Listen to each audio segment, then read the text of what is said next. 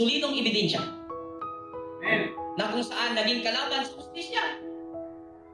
Dahil naging muog ng mga masasama.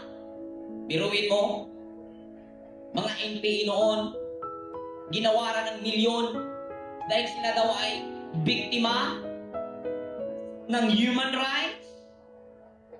Ano? Biktima ng human rights? O inabuso nyo ang human rights? Right. Ginawaran ng milyon ang mga biktima ng human rights.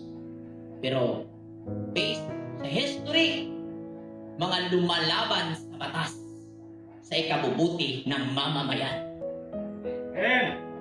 sa makataong batas. Oh. Human rights. Ano ba ang human right? Ecclesiastes 12:13.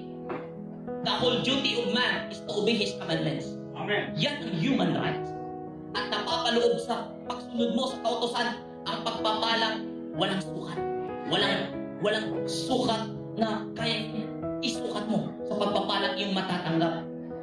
Deuteronomy 20. Amin mo ba? Amen. Human rights, human rights. Fake stone. Fake truth. Hindi ako NPA.